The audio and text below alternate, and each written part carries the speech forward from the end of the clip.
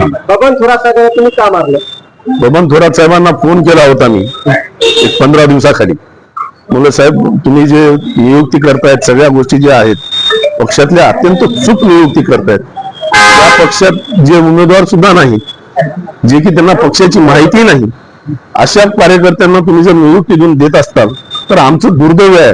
जे कैलासवासी प्रकाश भाऊ खेडकर माझे मोठे बंधू यांनी आपल्याला सगळ्यांना माहित आहे, ज्यांनी इथं सेना वाढवली होती ती सेना आजच्या तारखेला ह्यांनी पैसे घेऊन कार्यकर्त्यांना पद देऊन आज विकून टाकलेली. याच्यासाठी मी त्यांना जाब विचारला आणि त्याच्यासाठी त्यांची माझी तुटू नेहमी झालेली. आणि प्रत्येक कार्यकर्त्याकडून असं त्यांचा प्रयत्न ठरलेला आहे. शिवसेना शहर प्रमुख असेल, उपजिल्हा प्रमुख असेल, तालुका प्रमुख असेल, जिल्हा प्रमुख असेल, यांचे सगळे रेट त्यांच्याजवळ ठरलेले.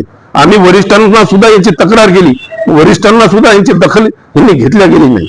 म्हणून हा प्रकार आजच्या इथे झालेला आहे. आणि हा ज्या ज्या दिवशी इथे येईल आपल्या माध्यमातून सांगतो, आमची शिवसेना तर आम्हाला इथली वाचवायचीच आहे. प्रकाश खेडकरनी जी शिवसेना केलेली ती आजही शिवसेना आम्ही जीवन ठेवणार आहोत.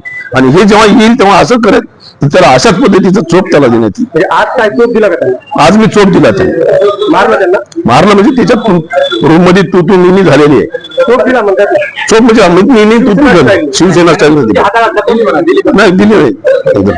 आता आरोप केला की कोणत्या पदाला किती पैसे दिले?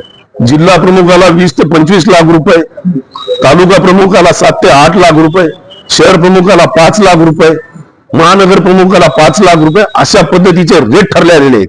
बरं दादा, आणि यांनी सगळी जिल्ह्यातली शिवसेना संपवलेली. यांना नांदेड आणि हिंगोलीच का पाहिजे? कारण यांना नांदेड आणि हिंगोली याच्यासाठी पाहिजे, विकता आलं पाहिजे आणि त्याच्यावर कोणीच काही जाब विचारला नाही पाहिजे. म्हणून ह्या प्रकारे इथे येऊन नांदेड आणि हिंगोली याचे संपर्क प्रमुख होतात. का धुळ्याचे, तिकडे नाशिकचे, पुण्याचे काय होता येत नाही त्यांना, कारण तिथे ते जाऊ शकत नाही. तिथले शिवसैनिक येऊच देत नाहीत जवळ. त्याचं कारण ते आहे. बरं दादा, लोकसभेपासून वेगवेगळे जे तुमचे पदाधिकारी असतील, वानखेडे साहेबांपासून तर अनेक पदाधिकाऱ्यांनी आतापर्यंत अनेक वेळा बबन थोरातांवरती आर्थिक व्यवहाराचे आरोप केले. वरिष्ठांपर्यंत आरोप केले. ऐका दादा, ऐका, पूर्ण प्रश्न आहे का? मग वरिष्ठ का कारवाई करत नाही त्यांच्यावर? वरिष्ठ कारवाई करत नाही म्हणून आता हा प्रकार जर झाला तर आता ते वरिष्ठांना सुद्धा लक्षात येईल की आता हा प्रकार जे आहे तो शिवसैनिकांच्या हाणामारीपर्यंत गेलेला आहे. म्हणून ते एक तर त्यांच्यावर तरी कारवाई करतील किंवा आमच्यावर कारवाई करतील, दोघांमधून एकावर कारवाई करतील. विधानसभेला त्यांनी बिफॉर्म विकला, नांदेड उत्तर असं त्यांच्यावर. मग मी आता कार्यकर्त्यांना तेच सांगितलं, हे उद्धव साहेब आमच्याकडे झाड पाठवते लावायला, आम्ही झाड लावतो 5 वर्ष त्याचं सगळं हे करतो, झाडात लहानाचं मोठं करतो. ज्या दिवशी फळ येईल त्या दिवशी असे चोर येतात आणि त्या चोर एखाद्या ह्याला आणतो गुंडाला आणि त्याच्यात ते खायला त्याला देतो. म्हणजे याचा अर्थ जे झाला, आम्ही कष्ट करायचे आणि यांनी इथे येऊन विकायचं, हा प्रकार झालेला आहे. त्याचा मी जबाब आज विचारला. त्या दिवशीपासून मी त्यांना फोन करतो, साहेब तुम्ही असं का केला, कशासाठी केला? नांदेडचे नागरिक आम्हाला विचारतायत, नांदेडचे प्रतिष्ठित व्यापारी आम्हाला विचारतायत, नांदेडचे वार्डामध्ये नागरिक चांगले चांगले व्यापारी सुद्धा आम्हाला विचारतात याचा प्रश्न. आम्ही त्याचं उत्तर काय द्यायचं?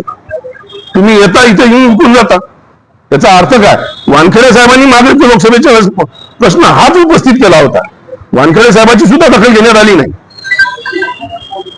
वानखेडे साहेब, मी आज हे केलं ना, वानखेडे साहेब त्या दिवशी लोकसभेला सुद्धा हेच करू लागले, पण हा त्या दिवशी तिकडून तसाच पळून गेला.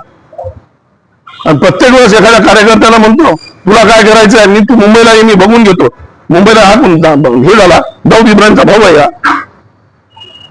मी मुंबईला सुद्धा निघालो होतो याला बोलायला, मुंबईला सुद्धा लपून बसतो, हा फोन उचलत नाही.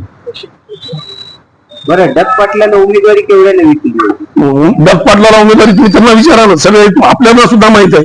त्यांना विचारा एवढ्याला विकली, का विकली?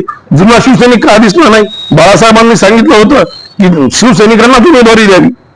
उद्धव साहेबांना सुद्धा सांगितलं होतं. उद्धव साहेबांनी आम्हाला विचारलं होतं की उमेदवारी कोणाला द्यायची होती. आम्ही प्रत्येक वेळेस सांगितलं साहेब शिवसैनिकांना उमेदवारी द्या. तुम्ही बाहेरचा उमेदवार आमच्यावर लागता का 4 पैसे घेण्यासाठी? किती होती पण उमेदवारी? आकडा किती? आकडा आपल्याला सुद्धा माहित आहे, त्यांना सुद्धा विचारा ना तुम्ही. आकडा सुद्धा माहित आहे आपल्याला. आज तो इथे दिसतोय का? आज संघटनेत आम्ही इथे दिसतो. कोणत्या मोर्चात आंदोलन दिसायला का तुम्ही उमेदवार? दिसायली का संगीता पाटील रंग दिसतेत का कुठेतरी पक्षाच्या संघटनेच्या कार्यक्रमात? हा जबाब विचारा ना त्या मूर्खाला.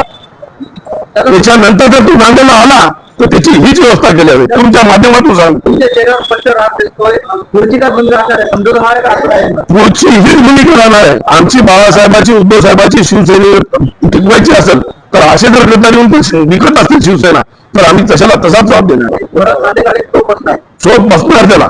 ओके